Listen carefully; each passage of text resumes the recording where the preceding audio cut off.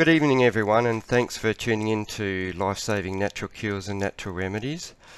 Now, tonight I'm very privileged to be getting to speak with well-known spiritualist and medical doctor, Dr. Bernie Siegel, or just Bernie as he prefers to be called. Now, I guess Bernie was probably one of the first medical doctors in recent times to appreciate and understand the mind-body connection in regards to health and wellness, and especially for treating diseases, particularly cancer. He's a best-selling author of 12 books, which have sold over 1.5 million copies combined. And I guess Bernie's probably most well known for his first book, Love, Medicine and Miracles, which was a runaway bestseller, and it's still very popular today. Now, I guess his complete resume is very long, and if you aren't familiar with Bernie's achievements and teachings, then I recommend you go to his website, www.berniesiegelmd.com, to read all about him. Now, the link to his website is at the bottom of this video, so it's nice and easy just to click it on. Now, for those of you who already know about Bernie, then I guess no further introduction is needed, so let's get on with the interview. So firstly, I'd like to say good morning, Bernie, and welcome to Life-Saving Natural Cures and Natural Remedies. Thank you. I say all life-saving is natural. And let me use the term, because in Solzhenitsyn's book, Cancer Ward, one of the men comes into the ward and says, look, I found this book in the medical library. There are cases of self-induced healing, not recovery through treatment. And then the symbol was a rainbow-colored butterfly fluttered out of the great open book, and they all held up their foreheads and cheeks for its healing touch as it flew past. Solzhenitsyn had experienced cancer. So when I read the book, I felt intuitively he knew. What are we talking about? Butterfly is the symbol of transformation. The rainbow and every color literally has meaning. I mean, I've written about this, but you get your life in order, harmony, rhythm. There's the rainbow. And so you learn you have a life-threatening illness, you reorder your life, find that peace and harmony, and can literally have the disease disappear. And you see, doctors call it a spontaneous remission or a miracle. So they don't learn anything. I learned to talk to patients and say, how come you didn't die when you were supposed to? And they always had a story. I mean, I never stopped telling stories, but just one more. Then we can get on to the next question if you want. That's okay. But a man who went out to the mountains of Colorado to die because it was so beautiful there. I said to the family, don't forget to call me for the funeral, because I feel very close to him. A year goes by and there's no phone call. I was very angry and upset that they disregarded my request. So I called up to scold them, and he answered the phone. And I said, what's going on? He said, oh, it's so beautiful here, I forgot to die. and I have to tell you, there are people in Colorado who wonder why it helped him. And I always say, you need to move to Florida, you know? And it's each person finding the life that they love and to also love your body. Then it gets what I call a live message and does all it can to keep you here. Yeah, so true. So true. What I was going to say was, yeah, like, because I've sort of been such a fan of yours for so long, I said to you at the beginning I was actually a little bit nervous actually meeting you in person, but I guess our viewers and listeners, Bernie, probably would like to know what you're up to at the moment and enjoying, and I guess anything else that's currently got your attention. So what's happening in the life of Bernie Siegel at the moment? I think in the broader context, it's what got me into trouble as a doctor. And I mean that in an emotional sense. I care about people. And they don't train you to take care of people. A wonderful sentence, it says it is, you're trained to treat the result, not the cause. And I was in pain. I did a lot of children's surgery. I mean, even questioning spiritual questions. Why does God give kids cancer? Why does God make a world like this? You try to discuss the death of your patient at a medical conference, and people tell you to be quiet. We're classifying the death. We're not here to talk about your feelings. And that was a big part of my problem. So what am I doing now? Trying to help people. I'm still running support groups for cancer patients. Wherever I go, I interact with people. People know me. So whether I'm going shopping or getting my car fixed, I know there's a person involved. And we're all wounded. All the people listening to this, don't ever forget that. We're all wounded. Reveal your wounds, and people will share theirs and help you. I said when I'm out shopping, okay, I was poked in the back by a lady, and she said, "You're the only person who hasn't asked me what happened." She had a bandage over her eye. Okay. And that impressed me. She's in a supermarket, and I'm the only person who hasn't talked to her. And I have to say, my sense of humor immediately popped up, and I said, "Yeah, I know what happened. I have an abusive spouse also." And then she looked at me with kind of a weird look. And I said, "No, dear, I'm a doctor. So a bandage didn't, affect me. I'm used to bandages." Yeah. But I always say to people, put a bandage over your eye, wrap your arm in a bandage. You'll start using a cane, and then go to work, see? And watch what people say to you. "Oh, what happened?" And then they tell you their story. And then you get much closer to them. And so again, I learned to care for people. You mentioned in the introduction that I was one of the first doctors. No, I wasn't. See, this is a big part of the problem. Medicine is specialized. I always say, compare your body to your house. If you call an electrician, you don't ask him to fix a leaking toilet, see? And that's what doctors end up. You go to see somebody and they say, "Okay, I'll take care of your heart, I'll take care of your kidney," but they don't look at you as a person. And I began to see that you couldn't separate people from their life story. And I would say, "What's going on in your life?" And it wasn't blaming them. That was something else. Doctors yelled at me. "You're blaming your patients if you say what happened to, what's going on." But I realized it isn't. I mean, a poet, W.H. Auden, wrote about cancer. After he examined a woman, he came home and was talking to his wife over dinner. He said, "Childless women get it, and men when they retire. It's as if there had to be an outlet for their foiled creative fire." Now, see, today, many decades after that poem was written, we have studies that show loneliness affects the genes which control immune function. And that's part of what I was learning. I'd say to a patient, "What happened in your life?" If they said, "Oh, my kids are all gone now, they're off to college," or "My husband died," or, "The house burned down," okay, that's part of the problem.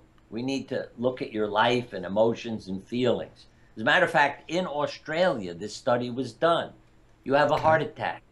You go home to a house with a dog. A year later, 5% of the people had died. In a house with no dog, I think it was 24% of the people had died. Now, I loved it. The doctor who wrote the study said, "Everybody in Australia should have to get a dog. So we save millions of dollars." It sounds a lot like me with a sense of humor.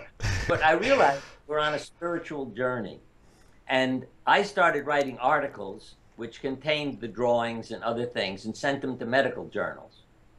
It came back. See, it's like an electrician sending an article to a plumbing journal. It came back saying, "It's interesting, but it's not appropriate." When I sent it to where it was appropriate, it got mailed back again. But this time it said, "It's appropriate, but it's not interesting." And who was saying that? The psychiatrists and psychologists. And they had written books about what I was learning. You see, The Will to Live, You Can Fight for Your Life, Getting Well Again. I mean, all these titles. And they were coming from people who helped individuals get their lives in order. Not to cure the disease, but to get ready for death, whatever it was, but to help them deal with their emotions. And then they saw the benefit. I mean, the psychiatrist Carl Menninger, I sent him my first book, Love, Medicine, and Miracles, to get his opinion. He became a friend of mine, as did Elizabeth Kubler-Ross. You know, they're two people trained in psychiatry. And he wrote back saying, Bernie, I was about to write a book called 10 Hopeless Cases. 10 people who are supposed to die are alive and well today, but I'm not going to write it. You just did. That's a hell of a statement, see? And from Elizabeth, I learned the meaning of the drawings too, because I went to her to help me deal with my pain and the death of patients. And, you know, a word that isn't even used in the hospital. In the hospital, you pass, fail, you know, are lost. You don't die. I mean, that word upsets everybody. But Elizabeth got me to draw pictures and then started asking me questions that were so meaningful, from a drawing of an outdoor scene. And the simple example, so people understand what I mean. She looked at my drawing and said, what are you covering up? I said, what are you talking about? She said, Bernie, I've given you a white piece of paper. You made a mountain with snow on it. You didn't need a white crayon. The paper's white, but you used a white crayon where there's snow. So you added a layer. What are you covering up? And of course, it was all my emotions. Yep. Yeah. And the other was, I may say again, from Carl Jung, a psychiatrist. I had to shave my head in the 1970s when our sons, we have 5 children, 4 boys, and their hair was down to their shoulders. And their father decides to shave his head. Ugh, they wanted to kill me and the barber. You know, I'm embarrassing them. But it took me decades to understand why I had to do it. And it was in reading Jung. He said in this myth, the hero's head is shaved. It's symbolic of a tonsure, which is the same haircut that monks use to uncover their spirituality. And when I read that, again, like Elizabeth said, what are you covering up? I mean, I needed not to uncover my skin, you know, but to uncover what was within me. And when I read that, it was such a relief and so therapeutic to finally understand myself and the path I was on. And so, yes, I've become a very spiritual person, and to understand the potential that's within people. Because that's what I mentioned to them. I mean, obviously, we're all going to die someday. So that's something I'm always, and people can go to my website and read some of my articles. But, well, Mother Teresa said it well. I will not attend an anti-war rally, but if you ever have a peace rally, call me. See? So I'm trying to help people heal their lives, not fight a war with their disease. Yep. Then you empower your enemy. But again, when you heal lives, a lot of wonderful things happen to the body. So the potential to heal is within us. And if you're not afraid of guilt, shame, and blame, you know, failure, which has a lot to do with your parents and how they brought you up. But if you're ready to take a challenge, what I call become a respondent, a responsible participant. The patient, the word patient is derived from submissive sufferer. So good patients don't do well. And I mean that literally.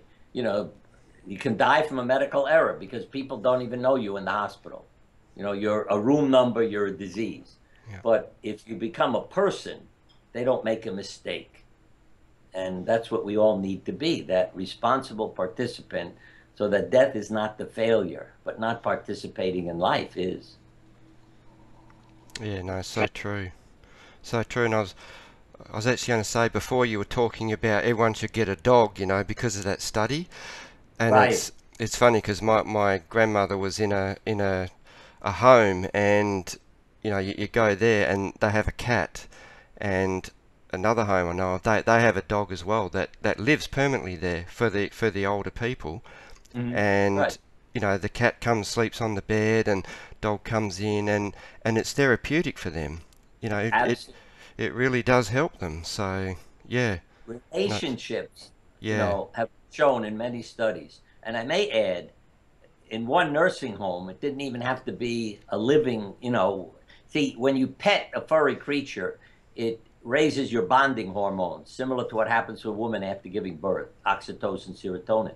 But in one study, they simply put plants in the right side of the hallway, all the rooms, and said, you take care of this. See it get sunshine, fertilize, water it. On the other side of the hall, they said, we're decorating your room. Guess which people lived longer? Yeah. Yes, the ones who were told you have to take care of this plant and see that it survives and, you know, is taken care of. And Yeah. so again, it's the connections. You know, women live longer than men with the same cancers. Married men longer than single men. It's all about relationships. And men are saying, I can't work, what's the point of living? And women, I can't die till you're all married and out of the house. You know, but we all need to live our authentic life. I always say, don't be the wage earner or the mother. Be yourself, your true self. Yeah. Yeah, no, very true. Now, I was going to ask you, Bernie, because, I mean, obviously you talk a lot about spirituality and that sort of thing. But, like, for you, when did the I guess, the spiritual shift sort of occur for you? I mean, have you always believed in God? Did you grow up like that? Was there, I guess, a light bulb moment where you just, you know, it's sort Well, of... I grew up with a good relationship with religion. My grandfather left Russia because he was teaching Judaism. And his life was threatened by the Cossacks. If they caught him out at night, they'd try to kill him with a saber. And I met people here in the United States who were, you know, who had clefts in their skull and wounds. And they said to me, yes, you know, when I was a child in Russia. And boy, that impressed me to meet them after what my grandfather told me. But he became my religious teacher. So I never had a problem with God. You know, it wasn't what you did on a certain day and, you know, this is sinful, that's not. I was just comfortable learning. And that's why I've studied all religions so I can understand my patients better too. And let me give you an example why I say that's so important. So yes, I feel close to God. God is not a problem for me. God offers love, intelligence, consciousness, and energy to all of us. I always say, I know God loves us and all creation because bacteria are able to alter their genes and resist antibiotics. See, if God didn't love bacteria, then all of the bacteria would die. But they have the same ability we have. Yeah. And I'm laughing because some people say, oh, God doesn't love bacteria. But God loves everything that's created. You know, the ability to survive is built into all living things. And we have to understand that. But members of the clergy have said, when someone asked, did God want me to have cancer? Not necessarily. And when I read that in a newspaper article, I thought, how can you say not necessarily?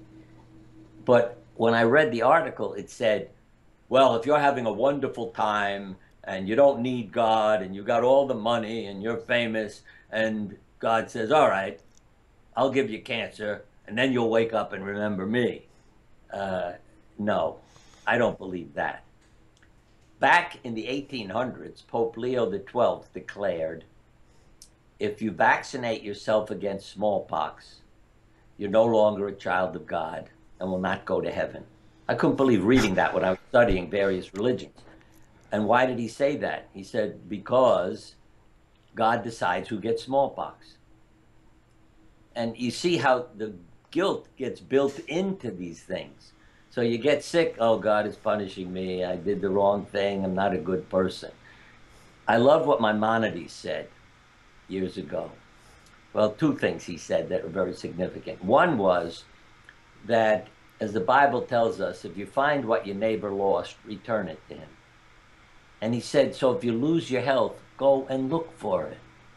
You see, because I often say, you know, when I'm lecturing, okay, you leave the lecture, you go to your car and you can't find your car keys. Does that mean God wants you to walk home? And everybody laughs. I said, okay, then if you get sick, look for it the way you would, look for your health the way you would for your car keys.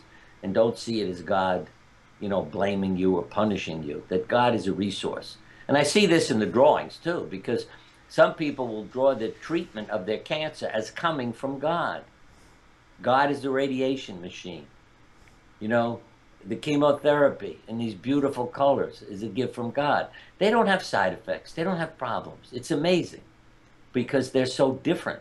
And then others say, oh, my treatment, the doctor's the devil and he's giving me poison. And they get sick on the way to the doctor's office, you know, I mean, because that's how they're visualizing. And people have to remember what the mind pictures, the body believes is true.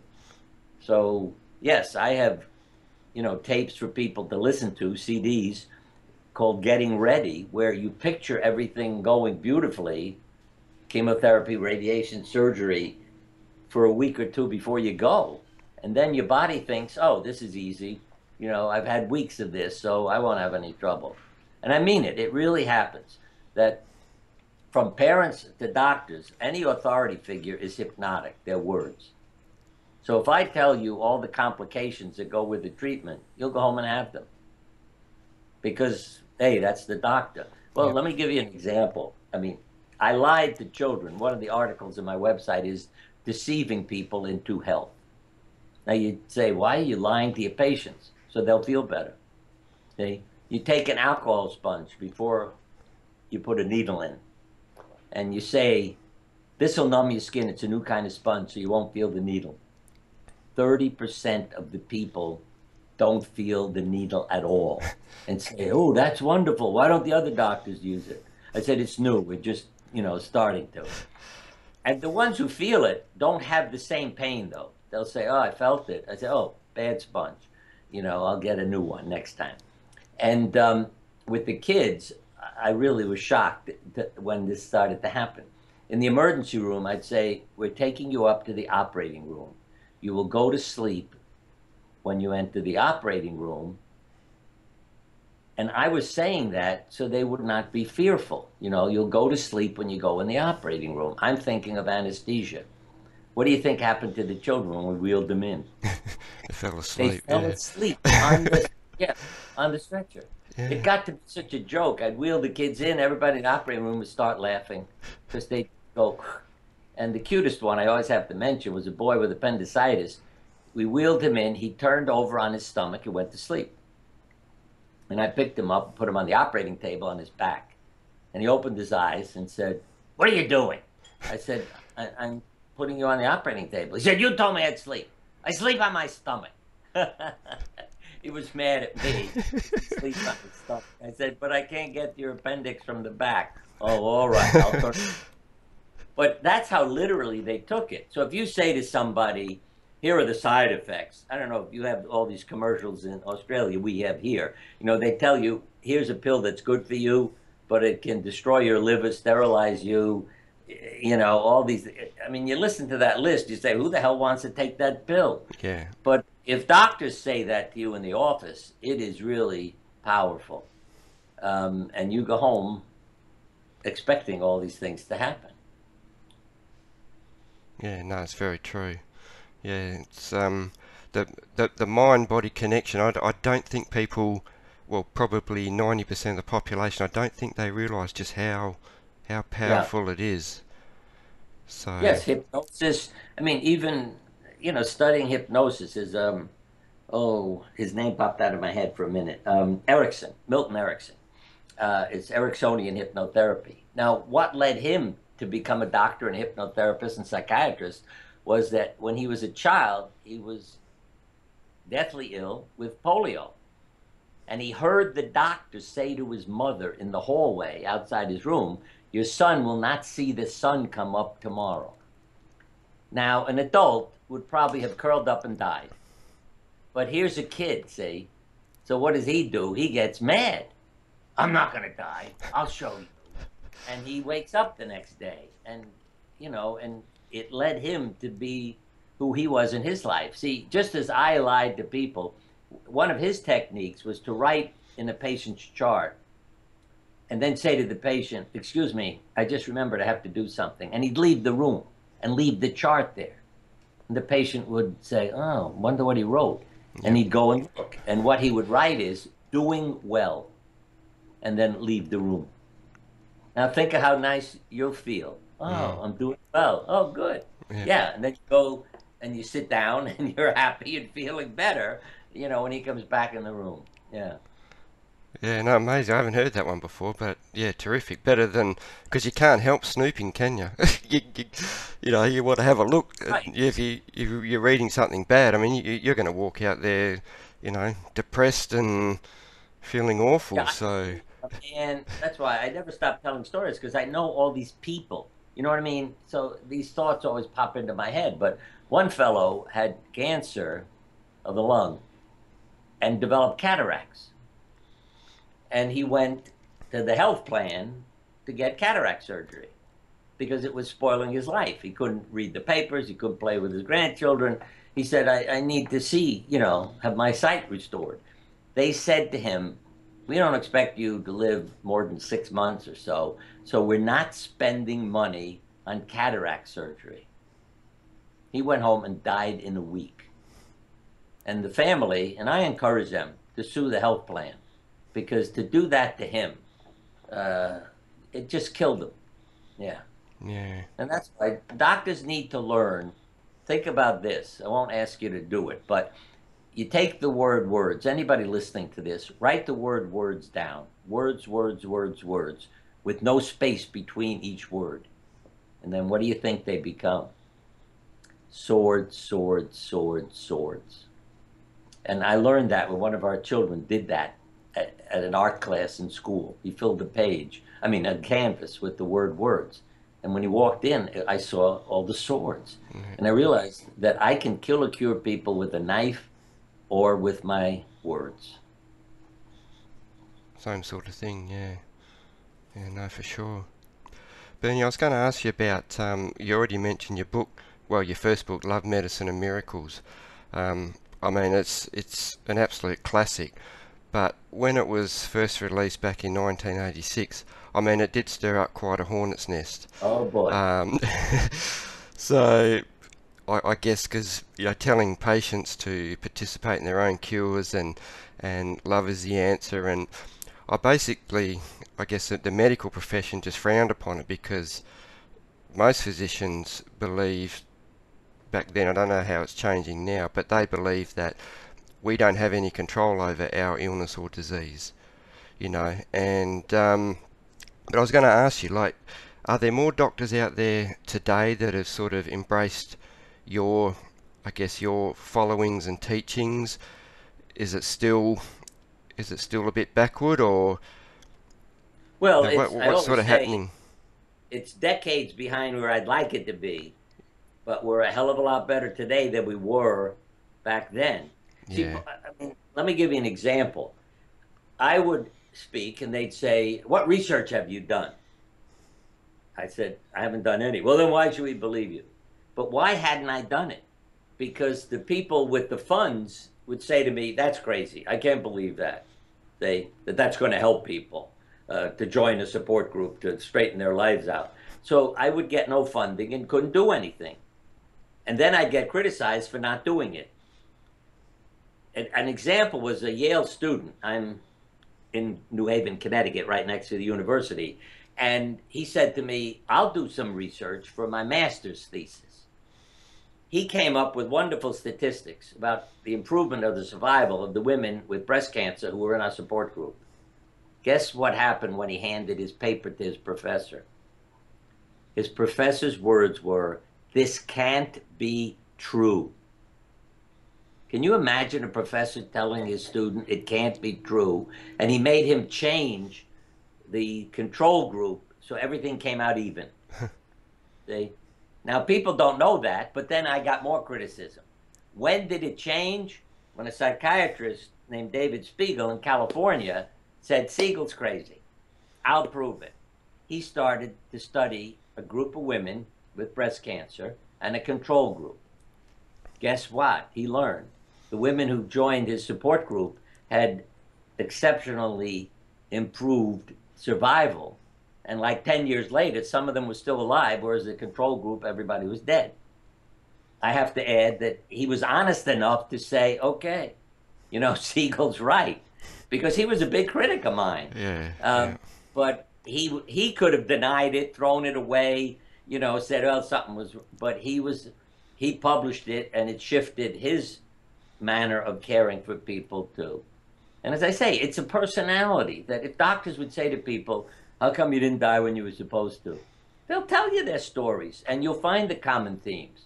Again, on my website, Immune Competent Personality, put together by a psychiatrist who was taking care of AIDS patients years ago. And he realized there are certain patients who have a certain personality, and I can tell they're going to do better. You know, it relates to immune system. You know, Monday morning, we have more heart attacks, strokes, suicides, and illnesses. How can you say our life doesn't relate to, you know, our health? Yeah. So again, you know, when you see these things, you realize there are patterns that help you. It's, again, your chemistry. You know, when we talk about mind and body, we're talking about what's going on in your mind changes the chemistry in your body. So love, laughter, losing track of time, I think, is the healthiest state you can ever be in. Yeah. When you're doing something creative that you love, I mean, I know this from personal experience too, that I could be operating on somebody, painting a portrait. I lose, you know, an awareness of myself and time. And even though I'm in pain, I can stand for hours. But when I was done with those events, I had to lie down on the floor because I was in such, you know, pain now. And that really impressed me, how my body chemistry was changed. And I always say to people, if you want to, you know, live longer, never know what time it is. Because how can you get older if you never know what time it is? Exactly. Yeah. Yep. True. I was looking at the last book you wrote, The Art of Healing. Yes. Now I know a lot of people may not have read it, but it's quite non-conventional, I guess you could say. But would you mind just telling our listeners a little bit about it Yeah. and what's Well, in what's my it first about? book, Love, Medicine, and Miracles, I don't know, we have maybe 8 or 10 drawings. I can't remember, a few of them. Yeah. But it was very frustrating because for publishers, it's expensive to put in lots of pictures. And again, you know, if it's all crazy, they're not going to publish it. But finally, New World Library is a publisher. They put 60 drawings in. Oh, I'm thrilled. Because, you see, it's right there in front of you that you could draw a picture and reveal what's going on in your body, anatomy. Now, there was a Jungian therapist named Susan Bach in London. I did things with her to learn. And she knew Jung. And she said he was always impressed by the somatic aspects of the drawings because she would never see them. And I said, you have to understand, he was trained in anatomy. You're not. You're an art therapist. So you don't see what he saw or what I see. And I used to bring her drawings. And so in the book, yes, it shows you parts of the body that people drew, portrayed, and they didn't know what they're drawing. It could be bile ducts. It could be your penis and a kid before he was circumcised. I mean, it's amazing. And in another one of my books that recently came out called The Book of Miracles, let me just give you a verbal example so people understand. Woman goes to sleep. In her dream, which is similar to the drawings, you see, the body can now speak to you. Your intellect is turned off. The consciousness can speak. A dark-skinned woman with an accent appears in her dream and says, you have a lump in your right breast you need to have evaluated. She woke up, felt her breast, and indeed there's a lump. Goes to the hospital, and to make a long story short, it's diagnosed as cancer. They tell her a doctor will be coming in to care for her and her treatment. Who walks into the room? A doctor from India, the woman from her dream with the accent and the dark skin.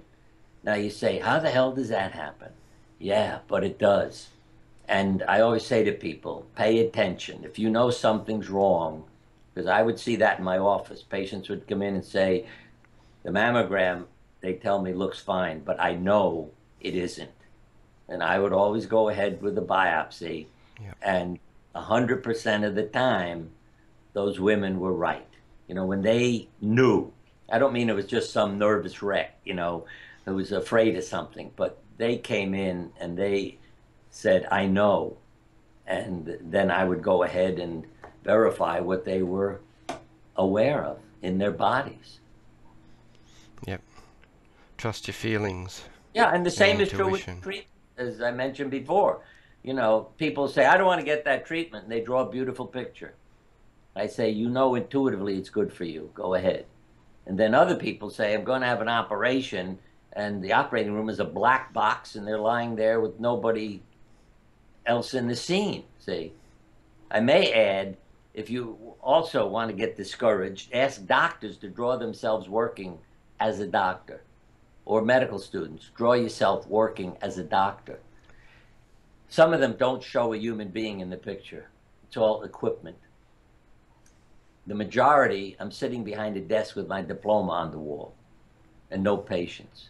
It's a rare, like 1% of the time, where you're caring for a person, handing them a tissue, touching them, you know, not putting your stethoscope on them, but being there as a person with them.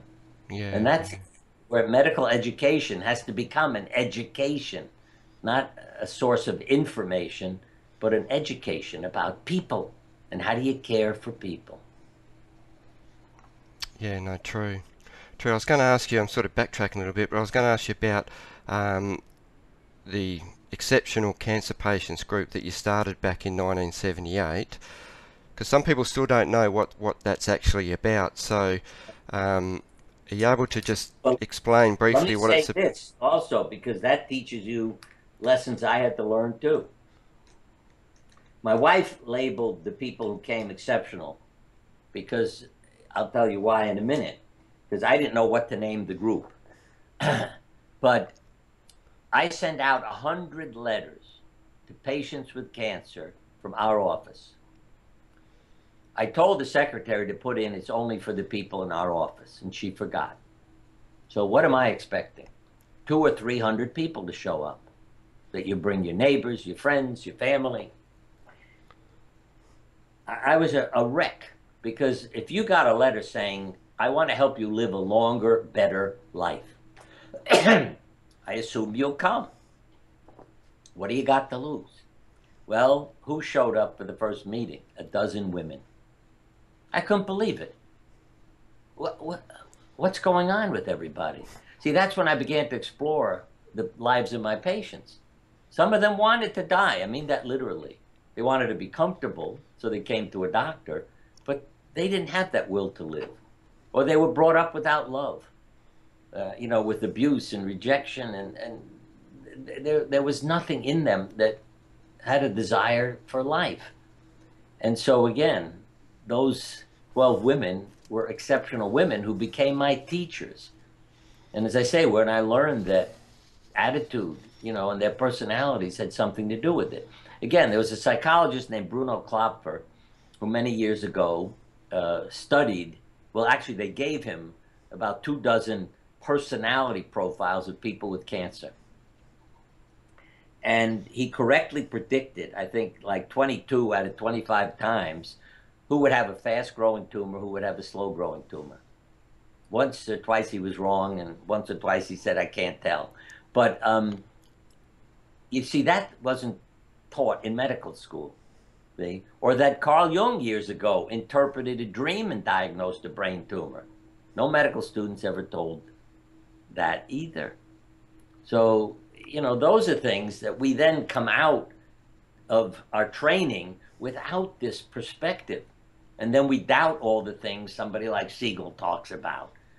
Or this recent, I forgot the name of his book, the neurosurgeon who had a near-death experience. Up until that time, he said it's crazy, it's things that are going on in the brain. Yeah. Then he, see, is declared brain dead in the hospital, has a near-death experience, comes back, obviously, and, you know, conscious again, and says, it's not crazy. You know, and the reason I say that, he had proof his brain was dead. He was being monitored, okay? And yet he had this experience.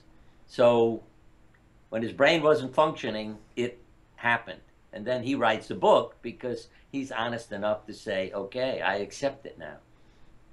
I've had a lot of experiences, including a near-death experience when I was 4 years old. I choked on a toy. But that, I mean, I don't know. I'm sure that had an effect on me. But way back then, near-death experiences weren't anything you talked about. I thought it was normal. I'm 4 years old. I almost died. I was very angry I didn't die because it was a hell of a lot more interesting out of your body than in it. So they say, yeah. The first words when when the boy is able to breathe again, and what I call it, got sucked back in like a vacuum, into the body again.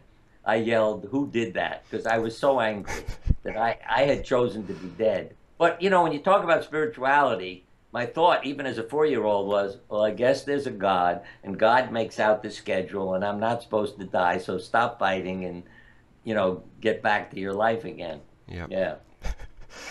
So when you're talking about near-death experiences, was there any patients that you had that ever talked about it, like after, like? And see, when they felt safe, that's the part doctors have to understand too. When patients realized I wasn't a normal doctor, some of them even came in and said, now that I know you're not, like the other doctors, I can talk to you. And then they would start telling me about their near-death experiences and other things. Because I would often ask them, have you had a near-death experience? Did you have this, that? And they would always say, no, no, no. But then the shift came. So I had a blind patient who had a cardiac arrest, was resuscitated in his room at the hospital. His wife was visiting him when it happened. And he said, I was out of my body. I could see what, and the wife said, you're crazy. He said, honey, you have a green dress on, and they told you to sit in the corner of the room while they would, and then he told us other things that went on, including the doctor working on him, dropping his pen on the floor, and it's under the bed, tell him to go look for it there. He couldn't have known those things, okay? Because he was blind due to diabetes. And, those things. And then I had a patient who came in one day and said, I'm a mystic. Now that I know you're not normal, I asked for a message for Bernie. And here's a message from Frank. And she would always have names. I knew who she was talking about. She didn't. If I'd known it was this easy, I'd have bought the package a long time ago and not have resisted so much. Now, Frank was a doctor who came to our support groups. He had cancer, and he died. So I knew she was bringing me a message from him. So I called up his wife, and I said, here's a message from Frank. And I said to her, if I'd known it had been this easy, I'd have bought the package a long time ago and not have resisted so much. And she shrieked over the phone, oh my God, oh my God. I said, I'm sorry, I've upset you with that message. She said, no, no, no. That's what he said every time we'd walk out of your meetings. I can't buy the package. Now, those are not coincidences. And that woman, Monica, still helps people. I refer them to her. I say, you want to talk to your loved ones? Call Monica. She is incredible. But let me add this, too, as the common theme I have found. Because I've also met an animal intuitive who I thought, that's nuts. You talk to animals. Her name is Amelia Kincaid. She travels around the world, has written books. She, while in California and halfway around the world, has told me where to find missing pets that we have when I couldn't find them, for days. And she would describe the house and the yard and tell me where they were. And I would pick them up right after that. And when she sent me a description in an email of a cat that had been missing for a few weeks, and I thought was dead in the woods, she said, no, I see the moon through its eyes, it's alive. And then she described the house, and I picked the cat up the next morning. And I said, you cannot deny what this woman has done. It became, my email to her became a foreword for her new book, when she started writing it, called Straight from the Horse's Mouth. But now, the reason I bring this up is the key is the still mind. The symbol is the still pond in many myths. The ugly duckling realizes he's a beautiful swan on a still pond. The tiger brought up by goats realizes he's a tiger when another tiger takes him to a still pond. And Joseph Campbell talked about it as meditation, yoga, stilling, quieting the mind. And that's what I have found. When you quiet your mind, or in Amelia's terms, Bernie, if you're screaming your dog's name, you're never going to find him. Quiet your mind. Get in the dog's, head, so to speak. And I know that works. When I'm frantic, I left the car open, the dog's not in it. But when I quiet my mind, I know where the dog is. Yeah. He's looking for me, and I go and there he is in the store I just left. So again, I'd say to people, if you want to know the truth, quiet your mind, create that still pond. You see the reflection of the truth. Yeah, I mean, like I meditate every morning. I mean, I couldn't go without it now. But yeah, And it's I'd say funny. add a positive mantra that not just quieting the mind, but then I have put together, it's hard for me, I got to recite it for you. It came from Lao Tzu, Buddhism, Zen masters, psychologists. It was thank you for everything. I have no complaint whatsoever. I am happy. I am healthy. I love my life, my family, my body, my pets. I am content with what I have. I rejoice in the way things are. Nothing is lacking. I have all the energy I need. The whole world belongs to me. And I go through that every morning. And when psychologists and others have used these kinds of positive mantras, yeah, it can take people a few months, but they realize, hey, I'm feeling better. Because that first one came from a Zen master who told the person who came to see him, saying, I'm depressed, I don't feel well, say, thank you for everything, I have no complaint whatsoever. And he came back a month later, he said, this is nuts, it's not doing anything.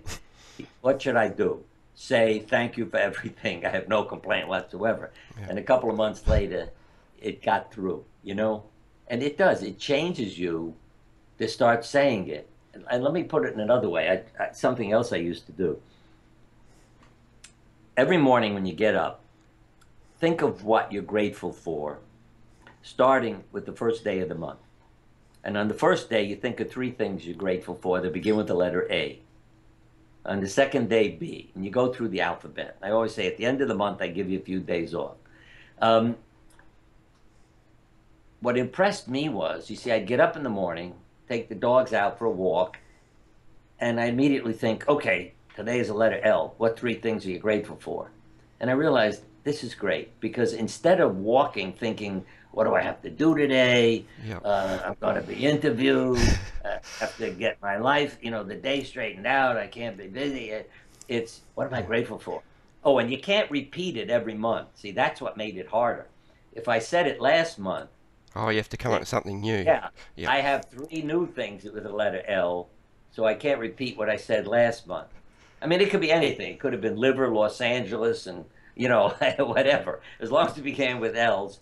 But I thought, this is great because you're struggling. What am I grateful for instead of what are my troubles? Yeah. Yeah. Yeah, I mean, gratitude is powerful, but yeah, sometimes I think that's probably our worst problem as human beings Right. is our mind. We don't control it. Like you said, you get up in the morning straight away. If you're not careful, your mind starts ticking over about what you got to Yeah. do today and this and But that. yet it's the only thing we do control. I always Yeah. say to people, the only thing you control is what goes on in your head. Your thoughts are yours, Yeah, and they have a powerful effect. they do. But unfortunately, most of us don't control it. We let it control us, Well, you you know. see, And today we have what I call, numb yourself, distract yourself. When you go back many decades, you realize all of this was much more accepted because you didn't have a pill for everything. I mean, this is an ad recently in a medical journal here in the United States. I was depressed, unable to cope. I went to see my physician. He prescribed an antidepressant. I feel better now. I wrote to the journal and the company saying, hey, excuse me, I'm depressed over a tragic event in my family. And the doctor doesn't even say to me, what's happening in your family and your life? He just says, here's a pill, goodbye. And they canceled the ad. Because I said, put a line in that says, sit down, tell me what's going on. The pill can help you, but at least talk to the person. Another thought that popped into my head for people to take care of themselves. 900 years ago, Maimonides wrote, if people took as good care of themselves as they do their animals, they would suffer fewer illnesses. That blew my mind yeah, because I had just recently seen an article in a magazine called Cat Fancy Magazine. A woman wrote in, she had 9 cats in her house, and she and her husband smoked. The cats were having trouble breathing. One developed lung cancer and died. So I say to people, what do you do now? And you hear people say, well, you stop smoking. I say, no, that's the wrong answer. What this letter to the magazine said was, Doug and I now smoke in the yard. We love our cats more than the convenience of smoking indoors. We're not killing our cats anymore. We hope you're not killing yours. I couldn't believe it, that the magazine would publish that without saying anything. You know, it's okay to kill yourself Yeah. as long as you protect your cats. Yeah. And you know, to think that 900 years ago, Maimonides said the same damn thing. You know, we haven't come very far as people. And again, I'd say the biggest public health issue on the planet is parental love. If you grow up with love, well, let me give you, again, statistics. Harvard students were asked, did your parents love you while they were in college? If they said no, by middle age, 98% had suffered a major illness. If they said, yes, my parents loved me, 24% had suffered a major illness. So, yeah, there are smokers, I mean, non-smokers who get lung cancer, who get mad at me saying, you know, drug addictions, smoking, all these things, you know, why do you do that to yourself? See, why don't you love yourself? And they say, I didn't smoke and I got lung cancer. I'm not blaming them, but what else in your life? Why did it happen this year, not last year or 10 years from now? So it's not blaming you, but it's trying to empower you, you know, so that if there were events that led to your illness, we can work on them and try to heal your life and help your body. Yep. Yeah, no, that's right. I was going to say, Bernie, we said about an hour for the interview because you said it could go on for, we could talk all Right. day. So I've got lots more questions, but look, we're not going to get time to get to them, which We is could come fine. back It's and been follow up. terrific. Right. It's been fantastic. I could listen to you all day. Tremendous. Thank What I you. was going to say to all of our listeners and followers, in closing, um, for them to check out your website, because like I said, we're going to put the link in. It'll be at the bottom of the video, so they can click on that, and also check out some of your books and CDs and DVDs, which are also tremendous, and It, they can get them from wisdomoftheages.biz, yes. and we'll Or put that link as well down the bottom, so they'll be able to click onto that. And also, just to let everyone know that Bernie is also on Dream Vision 7 radio and also healthylife.net, and you can go to Bernie's website and all the details are there for those. So, Bernie, I'd just like to say, let me say two things in conclusion, all right? sure, Two terms that I think may help people. One is seek out coaches. I call them life coaches. That if you have the inspiration and you show up for practice, then some wonderful things will happen if you have the right coach. And the coach is critical of you to improve your performance. You know, it's not you're a terrible person, you're an embarrassment. As one woman said, my mother's words were eating away at me and maybe gave me cancer. But a good coach is not criticizing you as a human being, but showing you how to perform properly. And the other is to be a love warrior. Make love your weapon. So for the rest of your life, when people are bothering you, things are bothering you, just say to them, I love you. And they won't know what to do with you. And you also change the person. And in a sense, I call it reparenting yourself. Love yourself as well. No matter what your parents did, find those who will help you reparent yourself. yeah, I did have a question about love, because it's just it's so powerful. Yes. Like the change in yourself, love and forgiveness. I Oh, mean, yeah. probably two of the We, most powerful the emotions. love, we can come back if you want me to talk about love and laughter. Because you see, again, and don't forget this for our next performance together. Act as if you're the person you want to be, and that's how you change. See, that's what you look for a coach for. How do I become the person I want to be? And so find a role model and start acting that way. And my sense of humor, when people say, what should I do? I say, WWLD. They said, what's that? I said, every time you don't know how to behave, ask yourself, what would Lassie do? And then you're all set. So you want a good role model, pick an animal that you love and imitate them. Everyone loves Lassie, right? Yeah. I mean, yeah, so very true. No, well, look, thank you again, Bernie. Okay. It's Thank been you. tremendous. Hopefully we can do it again sometime. And yeah, so we just say to all of our viewers, check out your website, read your books, see these videos. Everything is, I mean, there's so much there. You'll never cover it in one interview. The You'll more probably they never cover it in see, 10 you know, interviews. yeah, it's what's within them they'll find there. So Yeah, when people compliment me, I say it's what's within you I'm bringing forth. That's what the coach does. So thank you, Troy. no problem, Bernie. Well, you take care of yourself, and just let everyone know that people that don't know, Bernie's 82, and I mean, you've got more energy than a 40 a lot of 40-year-olds. So it's incredible.